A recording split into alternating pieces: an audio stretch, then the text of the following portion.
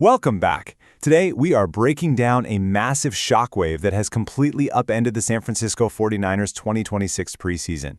It was really supposed to be just your standard summer, but a sudden, violently unexpected car crash involving head coach Kyle Shanahan has thrown the entire organization into absolute crisis management mode. Over the course of this explainer, we're going to visually dissect exactly what happened, the true severity of the medical reality, and how a championship-caliber team actually pivots when its undisputed leader is suddenly taken off the field. Here's the ripple effect we'll be exploring today. 1. The Palo Alto collision. 2. Understanding the medical reality. 3. The contingency plan. 4. Stakes for the season. And finally, 5. The road to Melbourne.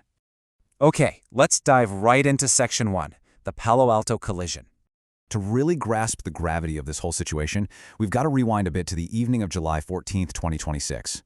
Picture this. It's about 6:13 p.m., and Kyle Shanahan is just taking a totally routine drive home before the chaos of training camp officially kicks off.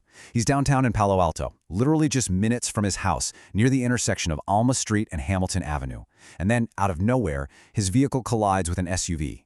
The impact was incredibly severe, violent enough that airbags fully deployed in both vehicles. Shortly after the crash, local police arrived on the scene, and Shanahan had to be extracted from his car and rushed to a local hospital for a whole battery of tests before he was eventually released later that same night. Now, you know how it is whenever a high-profile figure gets into an accident like this, rumors just start spreading like wildfire. But the official police findings were crystal clear. The investigation wrapped up very quickly, noting both parties were totally cooperative, and there was zero evidence of drug or alcohol impairment from either driver. No citations were issued whatsoever, and thankfully, the driver of the SUV walked away completely uninjured. But, as we're about to see, Shanahan was not nearly as lucky. Which brings us to Section 2, Understanding the Medical Reality.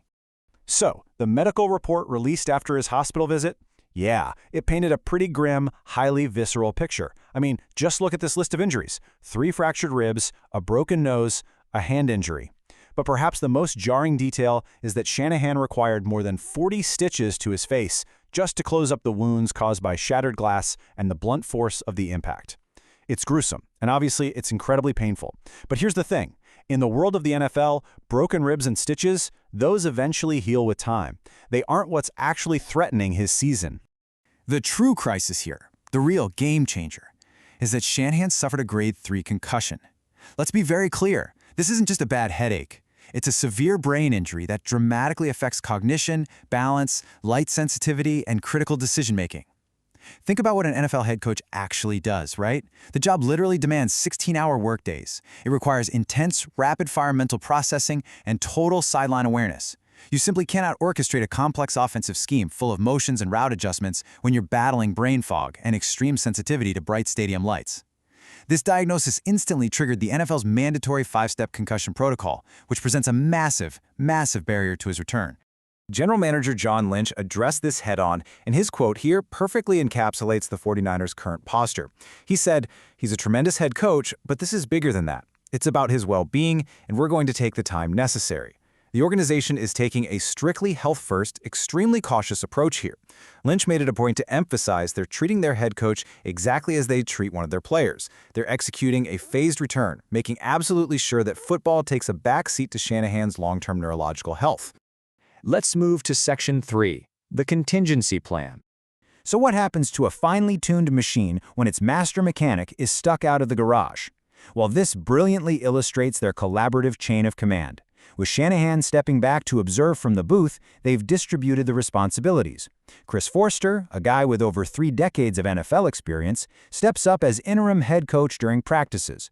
Defensive coordinator Raheem Morris brings his own invaluable head coaching experience to lock down the defense. On the offensive side, Clay Kubiak takes over primary play-calling duties in practice. And finally, special teams coordinator Brant Boyer rounds out this leadership council. The team has made it explicitly clear there's no power struggle here. It's just a seamless, cooperative effort designed purely to maintain the system Shanahan built until he's medically cleared to return. But to truly grasp the weight of this whole situation, we've got to look at Section 4, stakes for the season.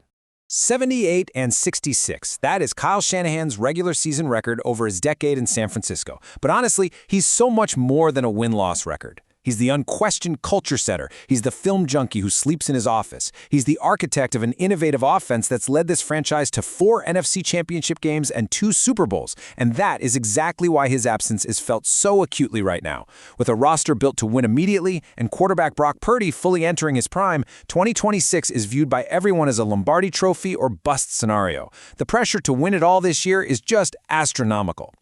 Yet despite all that immense pressure and the swirling questions from the media, the locker room is staying incredibly grounded. Check out this quote from veteran linebacker Fred Warner, which really hits the nail on the head.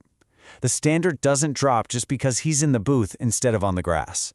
Shanahan has spent 10 years instilling a culture of resilience and a strict next-man-up mentality. Now, the players are applying that exact philosophy to the head coach himself. They know this system inside and out, and they're fully committed to ensuring the standard remains flawless, even if their commander is temporarily leading from up in the booth.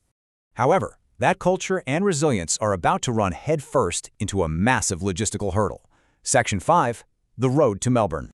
See, if this was just a standard home opener in Santa Clara, the timeline for Shanahan's return might be, a bit more relaxed. But it's not. The 49ers season opener is on September 10th against the Rams, and it's taking place all the way in Melbourne, Australia. Compare your normal game week to this, a 15-hour international flight and a jarring time zone change. For anyone, that travel is totally exhausting. But for a 46-year-old guy actively recovering from a severe grade 3 concussion, that kind of travel poses profound medical risks. Changes in cabin pressure, messed up sleep cycles, extended travel times, these are notorious enemies of concussion recovery. The team is optimistic for sure, but they are fully prepared to bench their head coach for week 1 if that flight risks his brain health in any way whatsoever. So what does this all mean?